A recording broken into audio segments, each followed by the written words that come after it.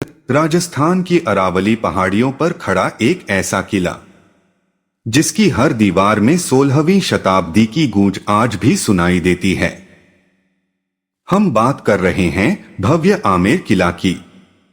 जब कछवाहा वंश के वीर शासक राजा मानसिंह प्रथम ने इसकी नींव रखी, तब यह सिर्फ एक निर्माण नहीं था, यह था शक्ति, राजनीति और शौर्य का ऐलान।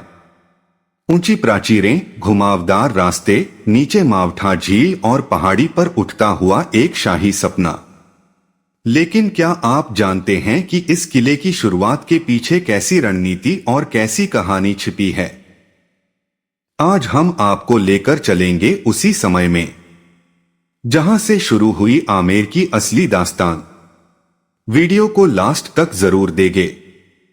16वीं शताब्दी का वह दौर जब राजस्थान की धरती पर राजपूत शौर्य और मुगल सत्ता के बीच नई राजनीतिक दिशा तय हो रही थी। उसी समय कछवाहा वंश के पराक्रमी शासक राजा मानसिंह प्रथम ने आमेर की पहाड़ियों पर एक ऐसे भव्य और अभेद्य किले के निर्माण का संकल्प लिया जो केवल सुरक्षा का साधन न होकर वैभव, शक्ति और सामरिक बुद्धिमत्ता का प्रतीक बने। उस समय वे मुगल सम्राट अकबर के विश्वसनीय सेनापति थे और उनकी राजनीतिक सूझबूझ ने आमेर राज्य को स्थिरता और समृद्धि प्रदान की, जिससे विशाल निर्माण कार्य संभव हो सका। अरावली की ऊंची पहाड़ी पर नीचे बहती मावठा झील के जलस्रोत को ध्यान में रखते हुए किले का स्थान इस प्रकार चुना गया कि प्राकृतिक सुरक्षा स्वयं इसकी ढाल बन जाए। मोटी दीवारें, ऊंचे बुर्ज, घुमावदार मार्ग और सुदृढ़ द्वार इस रणनीति के तहत बनाए गए ताकि दुश्मन सीधा आक्रमण न कर सके। लगभग 1592 ईस्वी के आसपास प्रारंभ हुए इस निर्माण में हजारों कारीगरों, शिल्पियों और राजमिस्त्रियों ने लाल बलुआ पत्थर और संगमरमर से ऐसी संरचना गढ़ी जिसमें राजपूत और मुगल स्थापत्य का अनोखा संगम दिखाई देता है।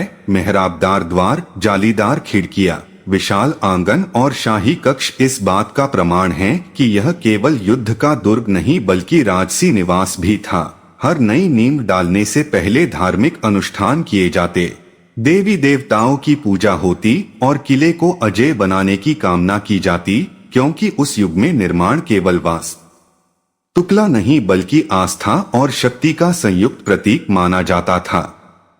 पहाड़ी पर पत्थर चढ़ाना, कठोर गर्मी और वर्षा में काम करना, संसाधनों की आपूर्ति बनाए रखना, ये सब बड़ी चुनौतियां थीं। फिर भी राजा मानसिंह की दृढ़ इच्छा शक्ति और दूरदर्शिता ने कार्य को निरंतर आगे बढ़ाया और इस प्रकार 16वीं शताब्दी में आमेर किले की नींव केवल पत्थरों से नहीं बल्कि राजनीतिक चतुराई, सैन्य रणनीति, धार्मिक आस्था और राजसी स्वाभिमान से रखी गई, जिसने आगे चलकर इसे राजस्थान की पहचान और भारतीय इतिहास की अमूल्य धरोहर बना दिया। निर्माण की नींव मजबूत होते ही किले का आंतरिक स्वरूप आकार लेने लगा और पहाड़ी की ढलानों पर पत्थरों की परतें मानो इतिहास का कलेवर गढ़ रही थीं। बाहरी प्राचीरें इतनी चौड़ी बनाई गईं कि उन पर एक साथ कई सैनिक चल सकें और बुर्ज इस प्रकार स्थापित किए गए कि दूर दूर तक आने जाने वालों पर निगरानी रखी जा सके। प्रवेश मार्ग को सीधा न रखकर घुमावदार बनाया गया ताकि आक्रमणकारी सेना तेजी से अंदर न घुस सके। यह उस युग की उन्नत सैन्य सोच का प्रमाण था। नीचे मावठा झील का जल केवल सौंदर्य नहीं बल्कि जीवन रेखा था। जल संरक्षण के लिए भीतर कुंड, टंकियां और वर्षा जल संचयन की व्यवस्था की गई, जिससे लंबे घेराव की स्थिति में भी किला आत्मनिर्भर रह सके। राजा मानसिंह प्रथम ने निर्माण को केवल सुरक्षा तक सीमित नहीं रखा बल्कि शाही जीवन की गरिमा भी उसमें जोड़ी। आंगनों की योजना ऐसी थी कि दरबार और निजी कक्ष अलग अलग रहें। सैनिक गतिविधियां और राज परिवार का जीवन एक दूसरे से संतुलित दूरी पर संचालित हो सके। दीवारों पर उकेरी गई नक्काशी और खिड़कियों की जालियां स्थानीय कारीगरों की सूक्ष्म कला का प्रमाण थीं, जिनमें सूर्य की किरणें छनकर आती तो पत्थर भी मानो जीवंत हो उठते। यह वही काल था जब मुगल दरबार से स्थापत्य की नई प्रेरणाएं मिल रही थीं और राजपूत शैली के साथ उनका संयोजन आमेर को विशिष्ट पहचान दे रहा था। निर्माण कार्य वर्षों तक चलता रहा। हर मौसम अपने साथ नई परीक्षा लाता। गर्मी में पत्थर तपते, वर्षा में मार्ग फिसलते, पर काम नहीं रुकता। मजदूरों और शिल्पियों के लिए अस्थायी बस्तियां बसाई गईं, जहां से प्रतिदिन वे पहाड़ी पर चढ़कर श्रम करते। यह केवल राजाज्ञा नहीं, बल्कि सामूहिक स्वाभिमान का प्रयास था। किले की ऊंचाई बढ़ती गई और दूर से देखने पर वह अरावली की गोद में बैठा हुआ एक विशाल प्रहरी प्रतीत होने लगा। धीरे धीरे यह स्पष्ट हो गया कि आमेर का यह नया किला केवल तत्कालीन सुरक्षा के लिए नहीं, बल्कि आने वाली पीढ़ियों के लिए भी शक्ति का प्रतीक बनेगा। इसकी हर दीवार में उस युग की राजनीतिक दूरदर्शिता, सैन्य रणनीति और सांस्कृतिक गौरव की छाप अंकित हो रही थी। और इसी तरह 16वीं शताब्दी में आमेर का निर्माण एक साधारण परियोजना नहीं, बल्कि इतिहास की धड़कन बनकर आकार लेता गया। एक ऐसा दुर्ग जो समय के साथ केवल मजबूत ही नहीं, बल्कि और भी गौरवशाली होता चला गया। अगर आप चाहें तो अगले भाग में मैं इसके अंदर बने महलों और दरबारों की रचना विस्तार से लिखूं।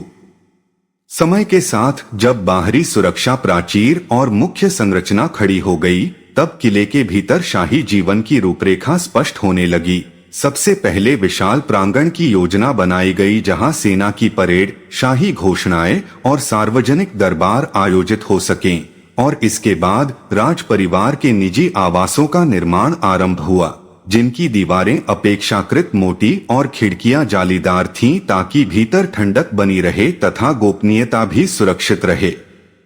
निर्माण के इस चरण में स्थानीय पत्थर के साथ चुने हुए संगमरमर का उपयोग बढ़ा, जिससे आंतरिक कक्षों में सौंदर्य और भव्यता का संतुलन दिखाई देने लगा। स्तंभों पर उकेरी गई बेलबूटियां, छतरियों की अर्धवृत्ताकार रचना और मेहराबों की नाजुक वक्रता इस बात का संकेत थीं कि आमेर केवल युद्ध का दुर्ग नहीं, बल्कि सांस्कृतिक केंद्र भी बनने जा रहा था। राजा मानसिंह प्रथम ने इस निर्माण में धर्म और परंपरा को भी विशेष स्थान दिया। किले के भीतर मंदिर निर्माण की योजना इसी समय बनी, ताकि राज परिवार और सैनिक दोनों अपनी आस्था से जुड़े रह सकें। और हर महत्वपूर्ण निर्माण चरण से पहले वैदिक मंत्रोच्चार के साथ भूमि पूजन किया जाता। निर्माण की गति कभी तेज कभी धीमी होती, पर कार्य निरंतर चलता रहा, क्योंकि यह केवल एक भवन नहीं, बल्कि राज्य की प्रतिष्ठा का प्रश्न था। सैन्य दृष्टि से भी सुधार किए गए। गुप्त मार्गों की रूपरेखा तैयार हुई, ताकि संकट की स्थिति में राजपरिवार सुरक्षित स्थान पर पहुंच सके। पहाड़ी ढलानों पर निगरानी चौकियां बनाई गईं और प्रवेश द्वारों के ऊपर ऐसे स्थान छोड़े गए जहां से उबलता तेल या पत्थर गिराकर आक्रमणकारियों को रोका जा सके। यह उस युग की सामान्य परंतु प्रभावी रक्षा प्रणाली थी। किले के भीतर जल प्रबंधन को और सुदृढ़ किया गया। वर्षा का पानी संग्रहित कर बड़े टंकियों में रखा जाता, ताकि लंबे समय तक घेराव होने पर भी जीवन प्रभावित न हो। इस प्रकार 16वीं शताब्दी के उत्तरार्ध में आमेर की पहाड़ी पर जो संरचना आकार ले रही थी, वह धीरे धीरे राजसी वैभव और सैन्य अभेद्यता का सम्मिलित प्रतीक बन गई। दूर से देखने पर इसकी दीवारें सूर्यास्त की लालिमा में दमकती और ऐसा प्रतीत होता मानो अरावली स्वयं इस किले की रक्षा कर रही हो।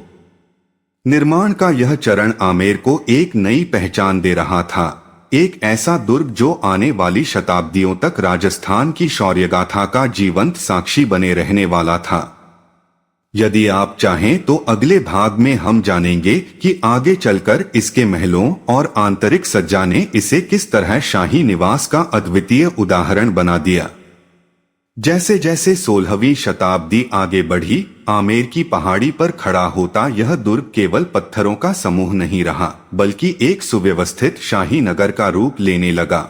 मुख्य द्वार से भीतर प्रवेश करते ही पहला विशाल आंगन सैनिक गतिविधियों और शाही स्वागत के लिए निर्धारित था, जहां से ऊपर की ओर जाने वाली सीढ़ियां राजपरिवार के निजी प्रकोष्ठों तक पहुंचती थीं। दीवारों पर चुने और प्राकृतिक रंगों से हल्की सजावट की गई, ताकि कठोर सैन्य संरचना के बीच सौंदर्य का संतुलन बना रहे। छतरियों और झरोखों को इस प्रकार उभारा गया कि नीचे की मावठा झील और दूर तक फैली अरावली की श्रेणियां स्पष्ट दिखाई दें। यह दृश्यात्मक योजना केवल मनोरंजन के लिए नहीं, बल्कि निगरानी की दृष्टि से भी महत्वपूर्ण थी। निर्माण के इस चरण में श्रमिकों की संख्या और बढ़ाई गई। आसपास के गांवों से पत्थर तराशने वाले कारीगर बुलाए गए, जिन्होंने मोटे पत्थरों को समतल कर सटीक आकार दिए और प्रत्येक खंड को जोड़ने में चूनेगारे की ऐसी तकनीक अपनाई गई कि दीवारें समय की कसौटी पर अडिग रहें। किले के भीतर गलियारों को घुमावदार रखा गया ताकि कोई भी अजनबी सीधे शाही कक्षों तक न पहुंच सके, और ऊंचाई के अंतर का उपयोग प्राकृतिक रक्षा के रूप में किया गया। ऊपर चढ़ते हुए हर मोड़ पर प्रहरी तैनात रहते। राजा मानसिंह प्रथम ने यह सुनिश्चित किया कि यह किला केवल वर्तमान के लिए नहीं बल्कि आने वाली पीढ़ियों के लिए भी सुदृढ़ आधार बने। इसलिए निर्माण में जल्दबाजी नहीं की गई, बल्कि हर हिस्से को योजनाबद्ध ढंग से जोड़ा गया।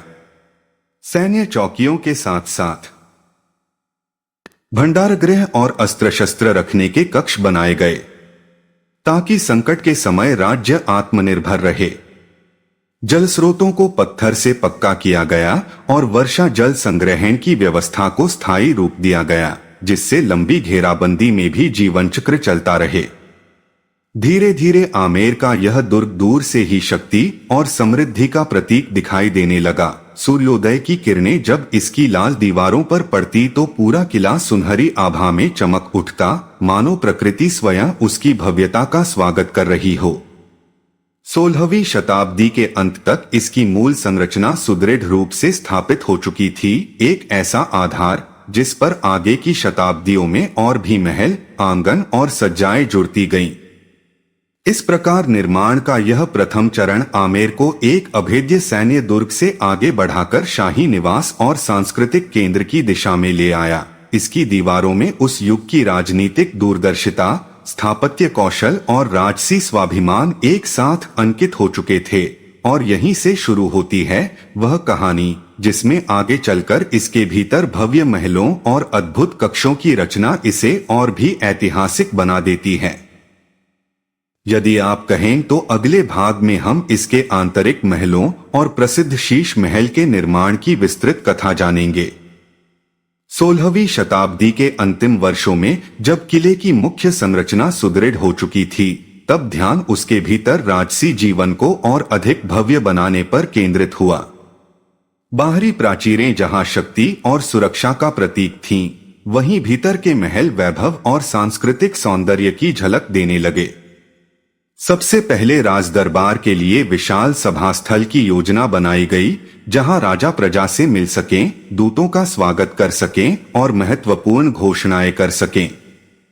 यह स्थान ऊंचे स्तंभों और खुले आंगन से घिरा था ताकि बड़ी संख्या में लोग एकत्र हो सकें और फिर भी हवा का प्रवाह बना रहे। इसके बाद निजी महलों का निर्माण आगे बढ़ा। राज परिवार के कक्षों को इस प्रकार बनाया गया कि वे गर्मी में ठंडे और सर्दी में अपेक्षाकृत गर्म रहें। मोटी दीवारें, छोटे झरोखे और आंतरिक आंगन इस प्राकृतिक संतुलन का आधार थे। झरोखों से नीचे मावठा झील का दृश्य दिखाई देता था, जिससे शाही कक्षों में एक शांत और मनोहारी वातावरण बना रहता। दीवारों पर हल्की चित्रकारी और पुष्पाकृतियां उकेरी गईं, जो राजपूत कला की पहचान थी। सुरक्षा की दृष्टि से महलों के बीच मार्गों को जटिल रखा गया। एक कक्ष से दूसरे कक्ष तक जाने के लिए कई मोड़ और सीढ़ियां थीं, जिससे कोई भी अनधिकृत व्यक्ति सीधे भीतर तक न पहुंच सके। पहरेदारों के लिए अलग गलियारे बनाए गए ताकि वे राज परिवार की गोपनीयता भंग किए बिना सुरक्षा सुनिश्चित कर सकें। निर्माण का यह चरण दर्शाता है कि राजा मानसिंह प्रथम केवल योद्धा नहीं बल्कि दूरदर्शी शासक भी थे। उन्होंने किले को ऐसा रूप दिया जिसमें युद्ध और संस्कृति दोनों का संतुलन था। उस समय मुगल दरबार से संपर्क के कारण स्थापत्य में मेहराबदार शैली और सममितीय योजना का प्रभाव भी दिखने लगा, जिससे आमेर का स्वरूप और भी विशिष्ट हो गया। किले के भीतर भंडारण कक्ष, अस्त्र शस्त्रागार और अनाज के कोठार भी बनाए गए ताकि संकट की घड़ी में राज्य आत्मनिर्भर रहे। जल प्रबंधन को और सुदृढ़ किया गया। छतों से वर्षा जल विशेष नालियों द्वारा टंकियों में एकत्र होता था। यह व्यवस्था दर्शाती है कि निर्माण केवल तत्कालीन जरूरतों के लिए नहीं बल्कि दीर्घकालिक स्थिरता के लिए किया गया था। धीरे धीरे आमेर का यह दुर्ग एक संपूर्ण शाही परिसर का रूप लेने लगा, जहां सत्ता का केंद्र, सैन्य शक्ति और सांस्कृतिक वैभव एक ही स्थान पर समाहित थे। पहाड़ी पर खड़ा यह किला अब केवल रक्षा का प्रतीक नहीं रहा, यह कछवाहा वंश की समृद्धि, उनकी राजनीतिक कुशलता और स्थापत्य प्रतिभा का जीवंत प्रमाण बन चुका था। यदि आप चाहें तो अगले भाग में हम जानेंगे कि आगे की शताब्दियों में इसमें और क्या-क्या परिवर्तन हुए और कैसे यह किला समय के साथ और भी भव्य बनता गया। तो दोस्तों, यह था भाग 1, जहां हमने जाना आमेर किले की नींव और उसके निर्माण की शुरुआत की कहानी। लेकिन असली रहस्य अभी बाकी है। अगले भाग में हम जानेंगे अंदर के महलों की भव्यता, शीश महल की चमक और गुप्त रास्तों का सच। ये था भाग 1। आगे आ रहा है भाग 2। देखते रहिए हमारे YouTube चैनल touchmyheart.m। वीडियो की लाइक शेयर करें। मिलते भाग 2 के नई कहानी में। अगर आप यहाँ तक वीडियो देख रहे हो तो यकीन मानिए आप बाकी 90% लोगों से अलग हो। आज वो बात मैंने इस वीडियो में कही है वो सिर्फ सुनने के लिए नहीं थी, वो महसूस कराने के लिए थी। अगर इस वीडियो को कोई भी लाइन आपके दिल को छू गई है तो समझ लेना ये वीडियो आपके लिए ही था। अब जाते जाते एक छोटी सी बात, अगर आपने भी अभी तक चैनल को सब्सक्राइब नहीं किया है तो अभी सब्सक्राइब कर लो, क्योंकि यहाँ बात सिर्फ बोली नहीं जाती, यहाँ दिल से ही कही जाती है। वीडियो पसंद आया हो तो लाइक ज़रूर करना और कमेंट में मुझे ये बताना इस वीडियो को कौन सी बात आपको सबसे ज़्यादा लगी है। आपका कमेंट मैं खुद पढ़ती हूँ। मिलते हैं अगली वीडियो में एक और सच्चाई के साथ। जब तक के लिए आप अपना ख्याल रखो।